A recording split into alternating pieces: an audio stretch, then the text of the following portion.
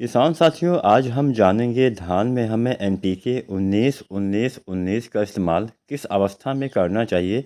कब अगर हम डालते हैं तो हमें सबसे ज़्यादा लाभ मिलेगा, क्योंकि हम किसी भी चीज़ का इस्तेमाल हमें तभी करना चाहिए जब उसका सर्वोत्तम लाभ हमें मिल सके। तो संपूर्ण जानकारी आपको मिलने वाली है।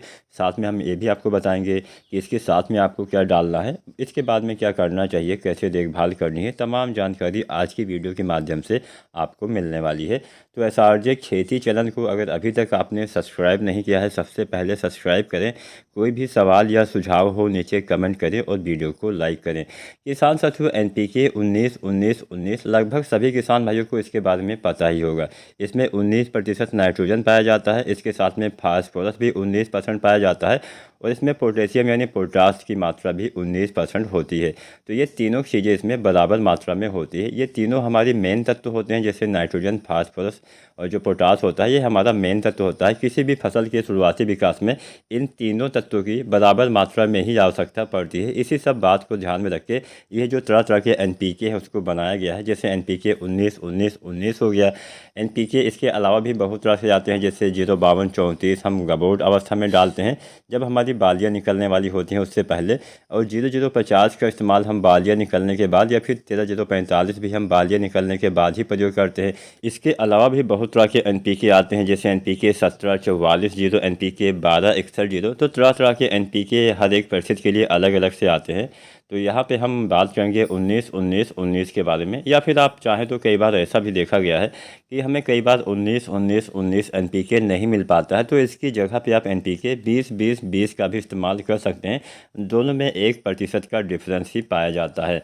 तो कोई भी आप इस्तेमाल करिए, उतना ही लाभ लगभग मिलने वाला है। तो यहाँ पे किसान साथियों, अब हम जानते हैं आखिर हमें धान की फसल में इसका इस्तेमाल किस अवस्था में करें तो सबसे ज़्यादा लाभ मिलेगा।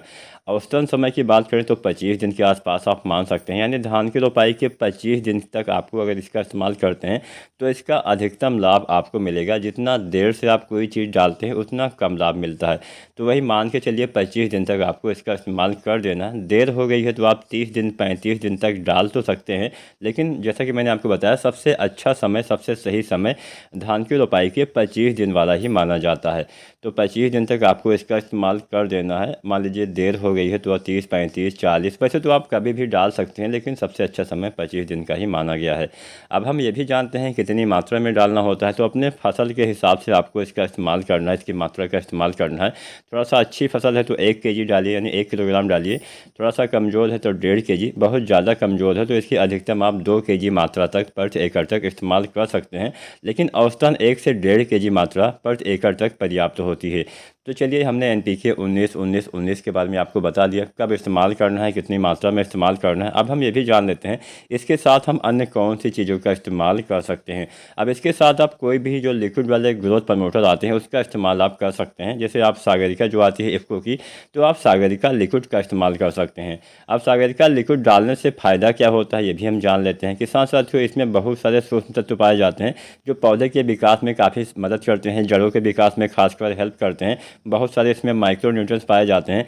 तो इसके इस्तेमाल से फ़ायदा ये मिलता है कि जो भी आप चीज़ें अपने मिट्टी में डालते हैं या फिर पहले से जो मौजूद है, वो पौधे काफ़ी तेज़ी से उसको ग्रहण कर पाते हैं। इसके साथ साथ जड़ों के विकास में काफ़ी तेज़ी आती है, पौधे में भोजन बनाने की क्षमता में विकास होता है, हरियाली आती है, अच्छी ग्रोथ होती है। तो ये अगर आप ये दोनों चीज़ें एक साथ प्रयोग करते हैं, जैसे आप एनपीके 19-19-19 और सागरिका लिक्विड एक साथ बड़ी आसानी से आप प्रयोग कर सकते हैं और बहुत ही बेहतर लाभ आपको देखने को मिलेगा। आपके पौधे में जड़ों का विकास तेज़ी से होगा। अब जैसे एनपीके 19-19-19 में भी तो फास्फोरस 19% पाया जाता है और फास्फोरस का काम भी जड़ों के विकास से संबंध में ही होता है। नाइट्रोजन वानस्पतिक विकास में हरियाली लाने में मदद करता है और पोटेशियम आपकी फसल में रोग प्रतिरोधी क्षमता में विकास करता है, फसल में कोई बीमारी नहीं आने देता है। इसके साथ साथ सूखे के प्रति भी सहनशील बनाता है। तो मौसम की विपरीत परिस्थितियों में पोटास काफ़ी अहम काम करता है। पोटास से तना भी आपका मजबूत होता है। तो ये दो चीज़ें 25 दिन पर अगर आप इस्तेमाल कर देते हैं, आपके पौधे में अच्छी सी की ग्रोथ होगी, एक बूस्टिंग यानी एक मतलब तेज़ी से पौधे आपके बढ़ना चालू हो जाएंगे और फसल में हरियाली आएगी, फसल देखने में भी अच्छी लगेगी, चमक बनी रहेगी। तो इसका इस्तेमाल आपको 25 दिन के आसपास करना है। अब एक सावधानी यही बरती है कि मान लीजिए बाई चांस खेत में नमी की कमी हो तो पहले आपको करनी है सिंचाई, उसके बाद ही कोई भी खाद डालनी हो तो पहले आपको नमी चेक करनी है। खेत में पर्याप्त मात्रा में नमी है तो सिंचाई की आवश्यकता नहीं है, नमी की कमी है तो पहले पानी लगाइए, उसके बाद ही किसी भी खाद का इस्तेमाल करिए।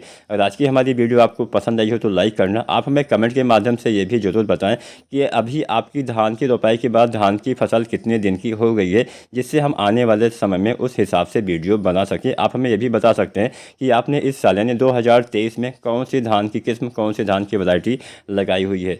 आपका वीडियो देखने के लिए बहुत बहुत धन्यवाद।